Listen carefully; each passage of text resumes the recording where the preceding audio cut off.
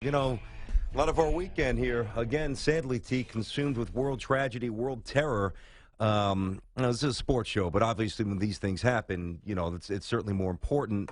And we'll get to the sports and the stuff that in the grand scheme doesn't really matter. But, for what does it really do? Probably nothing. You're getting almost tired of always having to offer condolences and tweet out about unity and never forget. It's just this world is a real scary place. Yeah. And condolences to everybody in Paris. Yeah, of course, to our oldest ally, the French, who obviously we have the Statue of Liberty sitting in our harbor here, which is obviously French-made.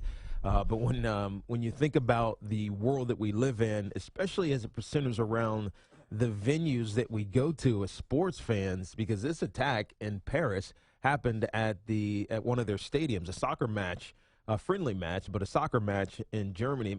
You can't help now but think about every time you go into a stadium, what's going on around. And I did an interview this morning with our affiliate up in Toronto, and look, as a player, you don't really think about that. You're so focused on the game, but as a fan, how can you not? You got to believe and trust in the law enforcement, and I know some folks on the Joint Terrorism Task Force and our local NYPD here in New York, but obviously in Jersey, it's the state police. Except you have to trust them, but it's really hard to when you see things like this happen where so many innocent people, now I think it's 129, lose their lives in senseless killing.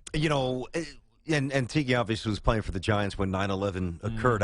I've said a few times on the show anytime we honor 9/11 on the specific date. I was actually in Detroit, even though I'm from New York. I was working out there, and I wound up flying back for a family event, probably a week and a half or so, 2 weeks after. Basically, as soon as you could fly, I had to fly, and I really wasn't nervous. I didn't really think much about it. Maybe I was young. I don't. But I'll tell you, T, going this morning and driving through the Lincoln Tunnel, as I do every day, I thought about things I never really think about. It just seems like it's just permeating deeper and deeper and deeper. And you know what? You just pray. Whomever you pray to, I know who I pray to, but you pray and you hope that we remain safe. Yeah, that it doesn't. And your family and friends do. It doesn't touch our shore or anyone else's shore.